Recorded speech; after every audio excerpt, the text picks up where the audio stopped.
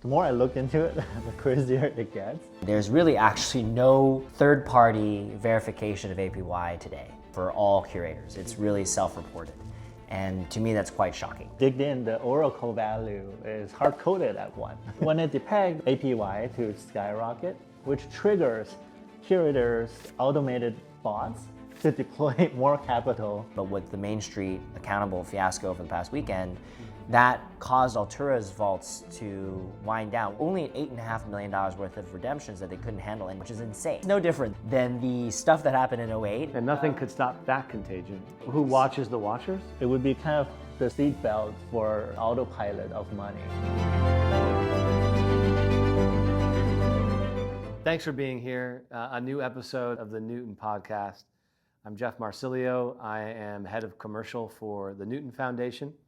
Sean Lee, CEO and co-founder of Magic Labs, is with us. They are the core developer of Newton. And Brian Wong, co-founder of Webacy, is here with us as well. Webacy is a partner of Newton, and we'll dive into just exactly how we're working together, some of the things we're doing. More importantly, we'll hear about your journey, Brian, and what Webacy is up to. So why don't we maybe just start with a real quick refresher, Sean, the TLDR on Newton. What is it? What's it doing in the DeFi space? Yeah, so I like to make analogies. One analogy of Newton is that it's sort of like the Visa network that authorizes transactions before they're settled. And Newton does exactly that for all of on-chain transactions, whether that's a curator interacting with vaults or payments or stablecoin RWA. So we make sure that transactions are vetted and can be trusted and authorized before they settle on the blockchain. So that's what we do, and we have a primary focus ensuring vaults are secure and trusted and getting them ready for the mass institutional adoption. So awesome, thank you. Thanks, that's a good refresher. Brian, talk to us a little bit about Webacy. What did you start it to be? What has it become? Yeah, so Webacy began as a wallet protection product. We wanted to help people with their self-custody wallet manage their own destiny, have their own power.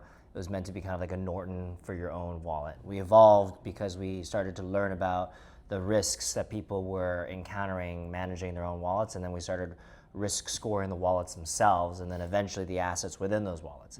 And how that evolved was it became a B2B API where people could take a risk score of a particular wallet address or of a particular token or asset that was within that wallet, and then those APIs became a part of a lot of other exchanges and wallets in their critical infrastructure, and how to make sure that something that you were holding or a wallet that you were interacting with wasn't a bad actor and it was a good actor. So that's where we evolved to, was this API business. And then in understanding the universe of risk within wallets and within assets, we began taking that same methodology and applying it to stablecoins. Last year, as we saw with Genius passing, a lot of things became very real. It was, okay, yes, stablecoins are here to stay, and there are many of them.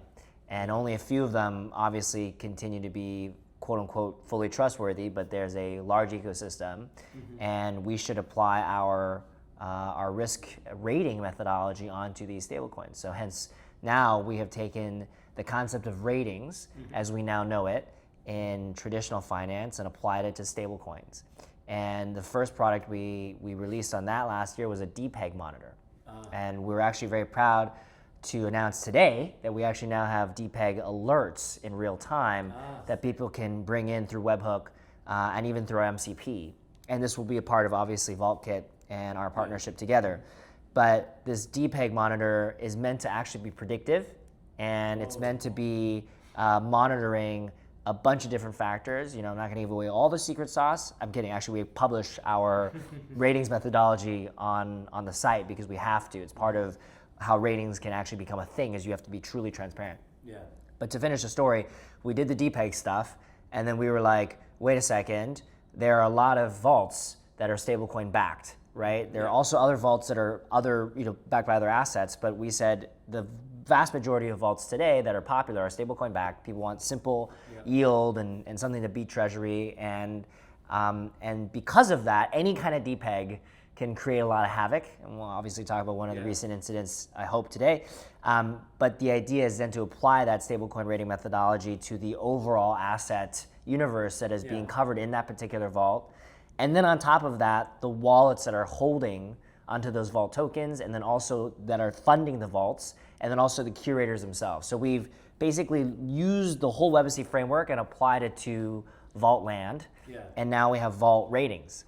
And so Webacy today, I would say, has evolved into on-chain risk and ratings for modern finance, right? We're taking on the understanding of risk on-chain behavior and assets that exist on-chain, and providing that real-time view of its risk and the parties that are a part of it, and publishing that in real time to the rest of the world to be able to see. Got it. So the marriage becomes a little obvious with that help, Brian.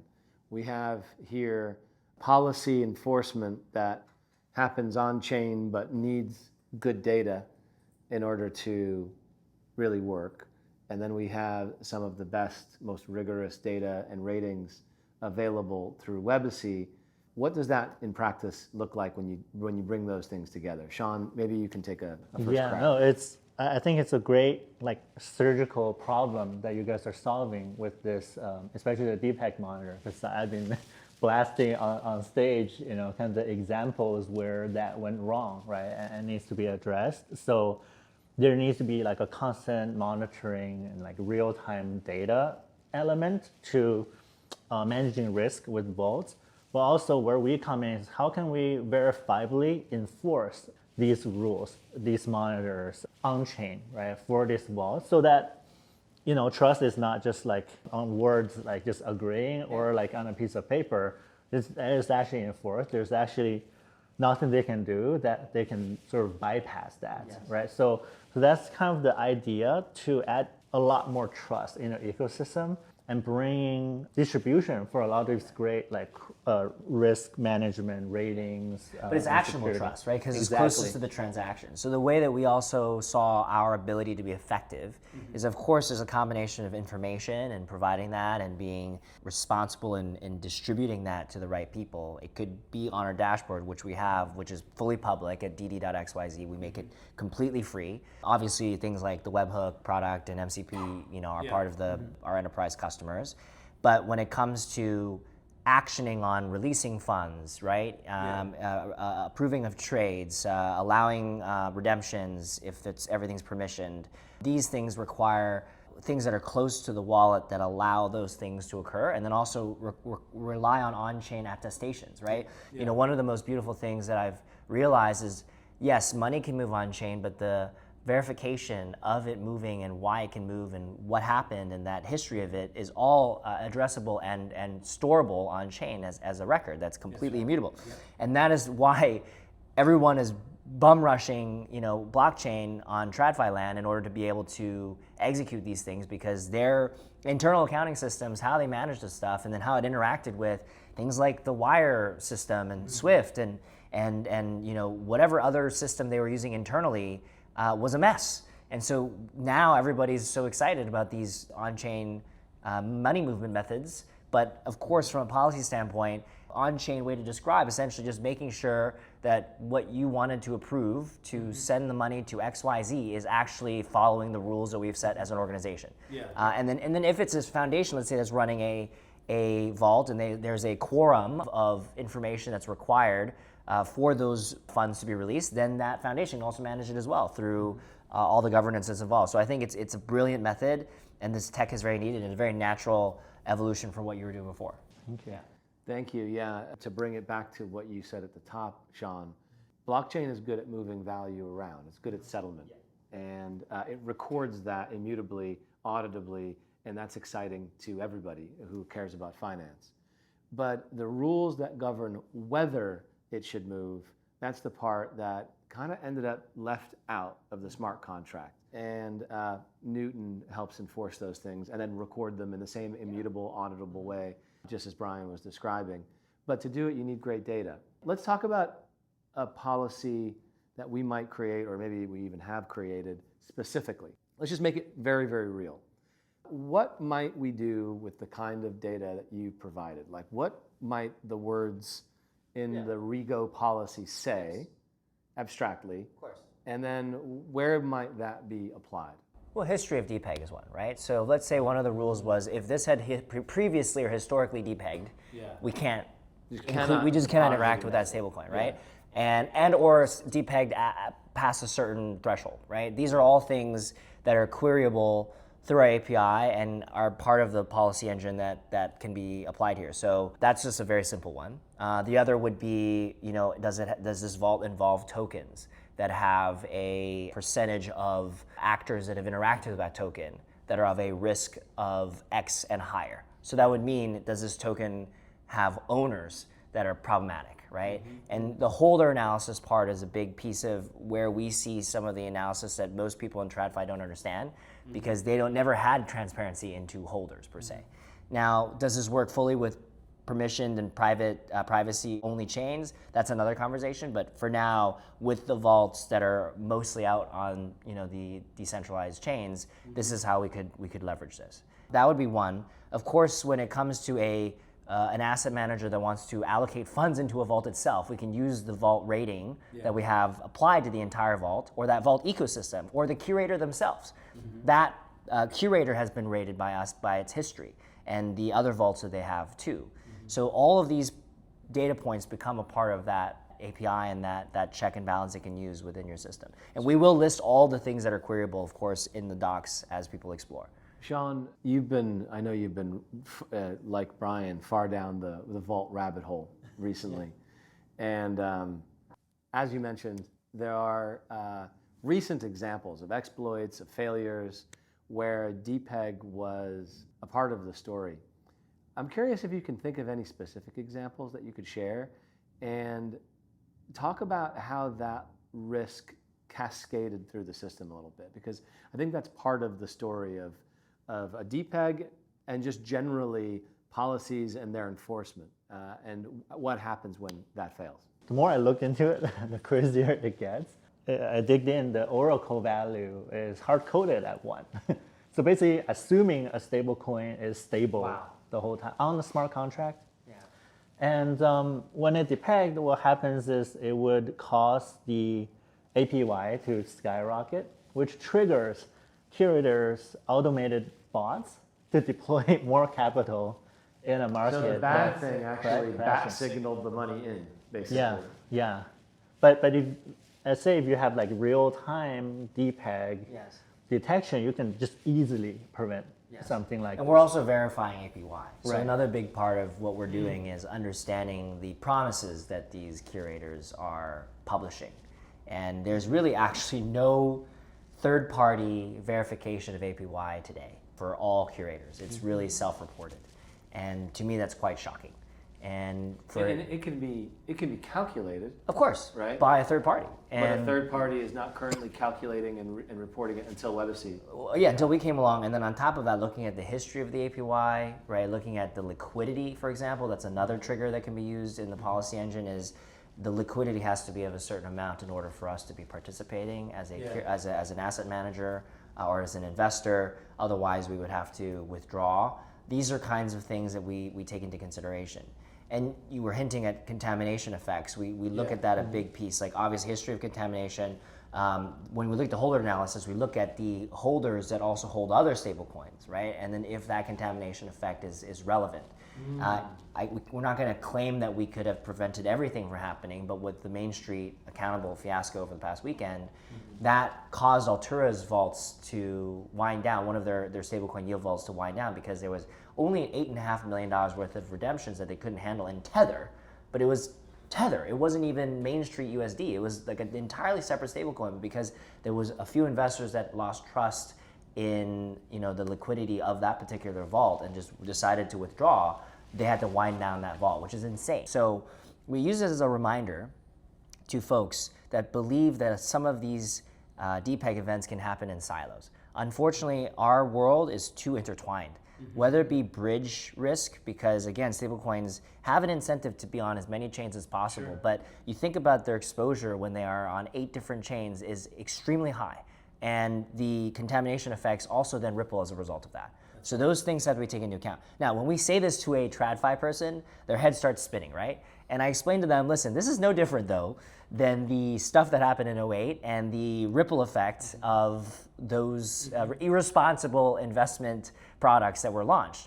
Similarly, in crypto land, we have this risk of irresponsibility that we can prevent early on by having these kinds of checks and balances. So let's say we have these, and my just thinking about all of the losses and risks that we can mitigate or address with the kind of data you're describing has got my mouth watering, right, Sean? And we're thinking, we're going to write policies. Settle down now. We're going to write policies. We're going to write some really delicious, amazing policies. No, like one thing that like after you said that, Yeah. it's like, shit, like Web3 is actually better Yeah. because everything is on chain At least you and can see it. enforceable Yeah. compared to like No, TradFi. that was all investigation oriented. It was all after the Yeah, fact, which is yeah. there was so much pain, and then it was like too big to fail, and none of this ended up giving. And nothing could stop that contagion. Exactly, unless the government Or even stepped in. reveal it to the public. Well, nobody, because the people that were involved ended up being the people that were at risk of being revealed. Let's not talk about that. But the point is, there's Actually, I do want to talk Yeah. about it because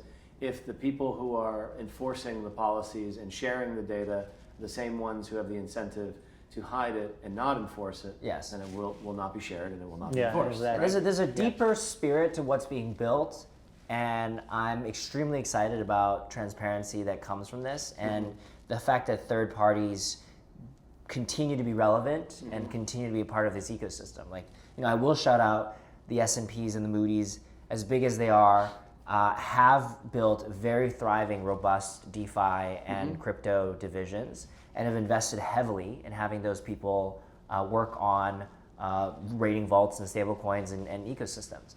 And they have published their stablecoin methodologies and how they assess the stability of those stablecoins.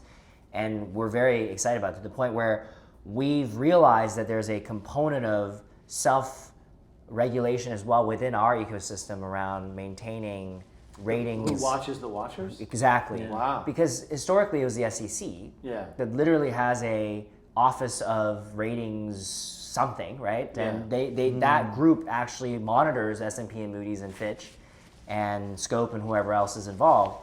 We are realizing that there is no equivalent of this in our world. So we've actually created a council called the DARC, which you guys may or may not know about. It stands for Digital Asset Ratings Council. And this council is bringing together both banks, asset managers, issuers, vault curators, exchanges, aggregators, you name it, other service providers and infrastructure providers, to play a part in acknowledging the importance of ratings within the DeFi and crypto and stablecoin ecosystem. Well, before I forget to say it, No worries. I want to learn more about that Sure. and whether Newton could have a role. You're already on there, don't worry. In Darcy. Yeah. That sounds Don't cool. worry. I would have pronounced it DARC. I would have pronounced dark. DARC, I would have. which is But that's may not be the best. That's you really want light. You want light for The this. Dark Knight. Yes. Maybe the Dark Knight. Yeah. Yeah. Where do these checks actually go? Who's the customer of them? And then how does the institutional capital that Brian keeps alluding to actually fit into the picture? Like, are they the ones implementing policies, or is it somebody else? Tell us about where those get implemented in this vault ecosystem and how others can use them. Yeah, so we want to make things as easy as possible, right? So the partners we work with, like Webacy, we work together on what we think are the best policies to create. So we save the effort from people just writing it from scratch. It's open source, it's transparent. People can pull it and modify it for their own use cases.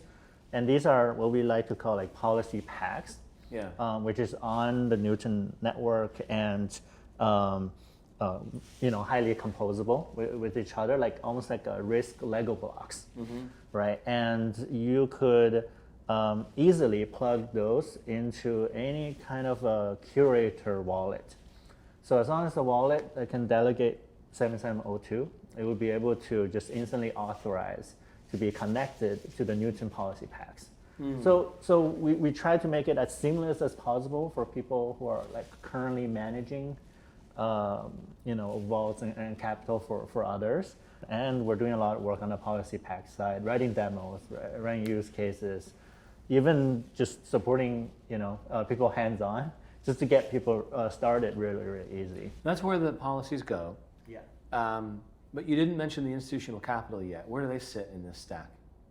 I would say the institutional capital, they have a lot of like rules and requirements. Yeah. And a lot of them want to participate, but they're like, oh, maybe it's like a lot of red tape, things like we gotta take care of like internally. And the rules are generally really complex, and it's not something that you can typically express purely on a smart contract level. So before Newton, you're kind of missing that primitive to really define those kind of rules that the capital institutional allocators have.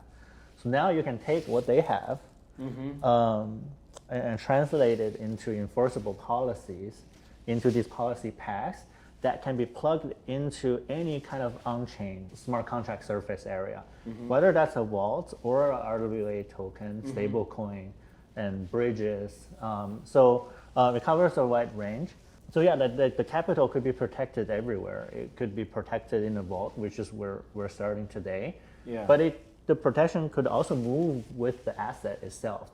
So between each movement, you can also enforce the rules, let's say on an RWA asset. Let me describe two patterns that I have seen, and I would just love to get your guys' reaction. On the vault front, what I've seen is when institutional capital wants to participate as an investor, making deposits into those vaults, they're partnering directly with a curator, or they're partnering through a custodian with a curator to create a vault that's basically bespoke, made for them.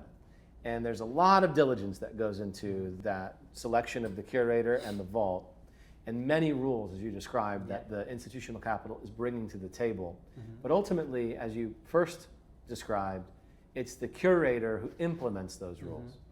And part of what's different about Newton is that as the capital allocator, even though I'm not the one implementing it, I may have helped write the rules, I can see that they're there, and I can see that they're being enforced in real time. And I can see where the data came from. I can see that they're using Webacy data, which I trust and rely upon, right? The second pattern, and I'm just going to describe it, and again, we can just talk about it. The second pattern is more in the tokenization that you referred to. Institutional capital that is tokenizing funds or other kinds of assets and bringing them on chain. And today, they're using their own compliance stack, and they're turning that into a whitelist, and that's who can trade those assets. And sometimes they get to the point where they say, we're going to whitelist this exchange. And what we usually call that is a walled garden, right? Like I've basically erected these walls around my assets. What's the perverse usage of chain, right? And we the way I see it is, we've seen a lot of traditional financial institutions these days mull over how they would tokenize, and many of them are using digital twins. And the reason why is because they need to just like cover their ass in case something blows up, right? And they say, oh, that wasn't the real thing. That wasn't the real thing. Just a representation. Exactly. And this, again, you're not paying me to say this, what you're creating does allow them to comfortably tokenize natively the asset that they're trying to bring on chain. And I think it's okay to try to use a digital twin to get people comfortable in the interim, but you might as well just do it properly, right? It's like, let me send a wire transfer by telling you we're about to do it, and you're going to see a screenshot of it, but the wire transfer isn't actually there yet. Let's put it this way. I very much understand why they're choosing to do it that way. Because, we all do, because it's not very safe. No.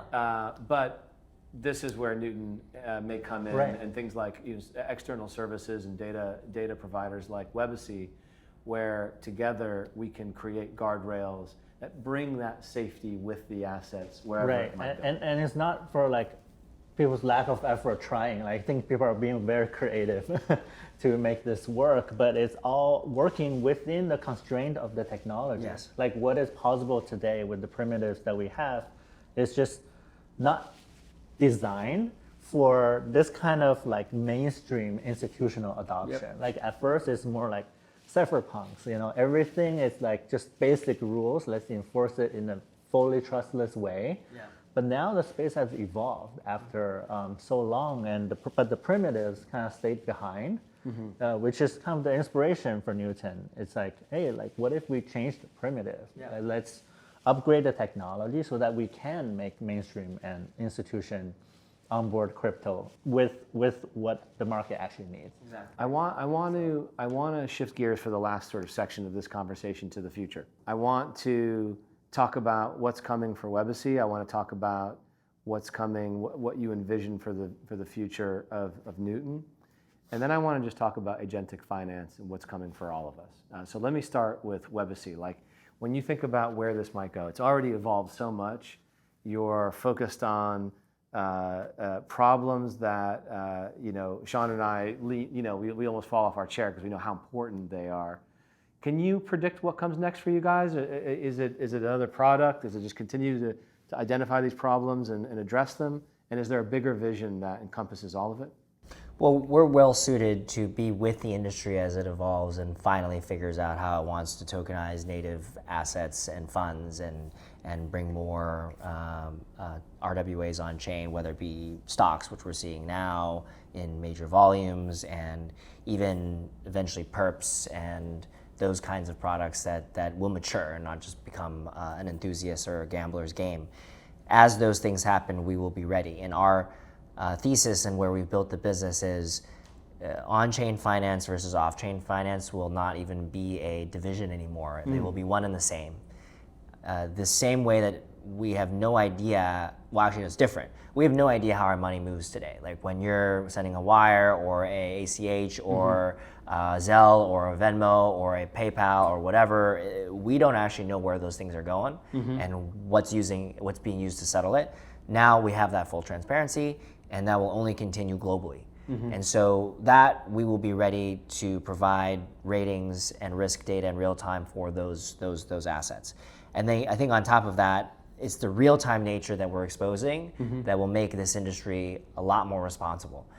There will be, in the vernacular of finance, real-time ratings, right? Before that was not the case. Right. In fact, it was always a commissioned report or a non-commissioned report that would be written and would be published, and people would log in and see it, and life would be fine for now. The on-chain and the real-time nature of it has changed the game, and that's where we will continue to play. Excellent. What do you think about the future of Newton, Sean? Where do you think that technology will go?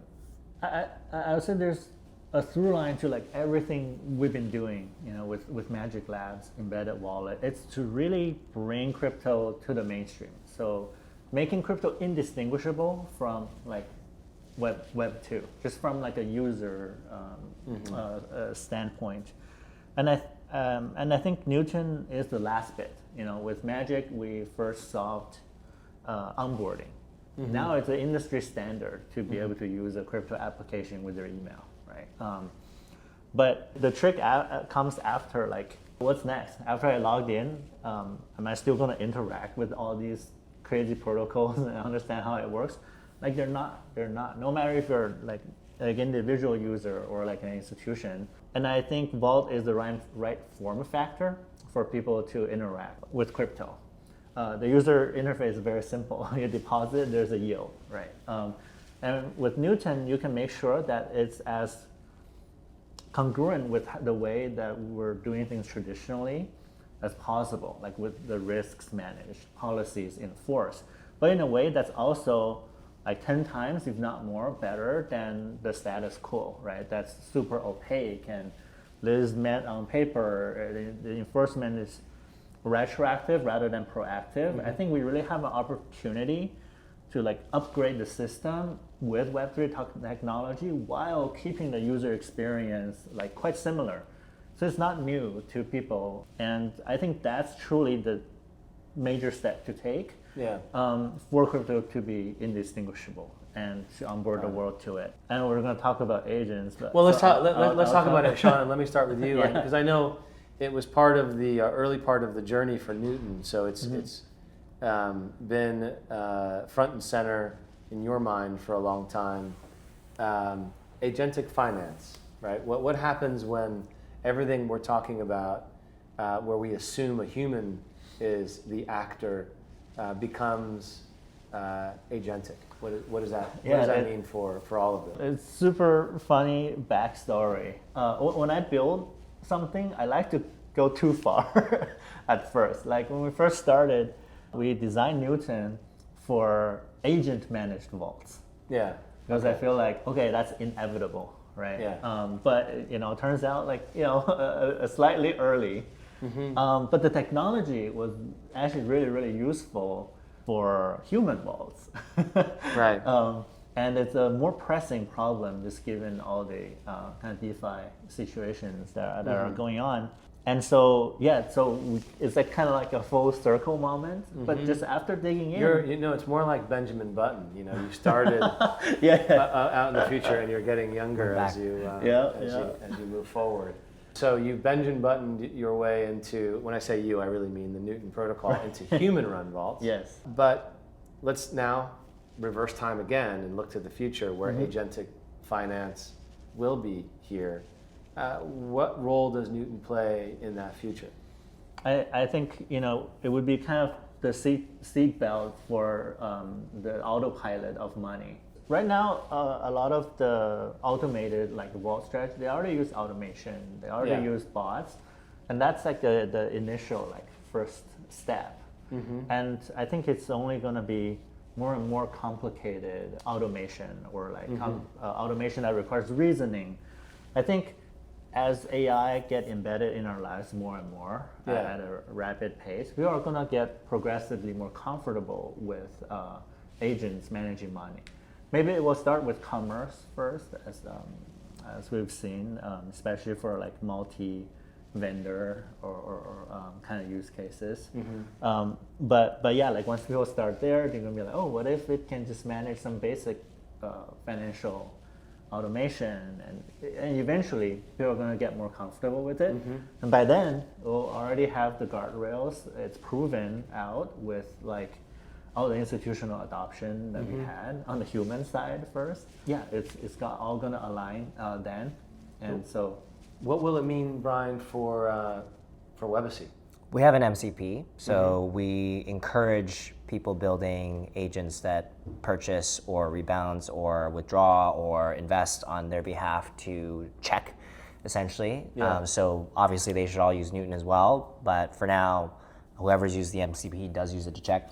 I would say there's this kind of hubris to humans thinking that our ability to truly influence automated money and investing potentially makes us, potentially superior or better. What I mean is agents are always going to be better at doing certain things, and we should acknowledge that, and we should allow infra to do its thing.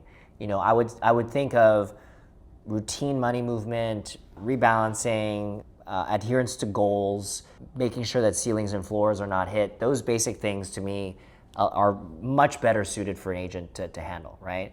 But I see a future where agents can start to have a mind of its own. Agents themselves can earn money, can have their own incentives, can socialize in their way, and that's when this kind of gets fun.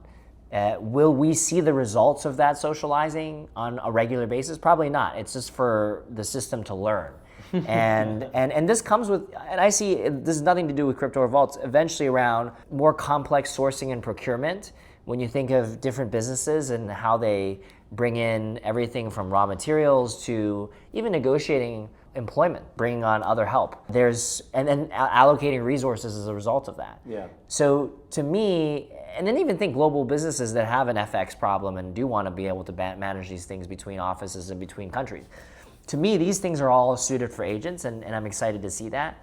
And again, there's always going to need to be a check and balance, and that's why we're here. That's the whole point of this whole thing, is people know that inevitably it lands on these two rails.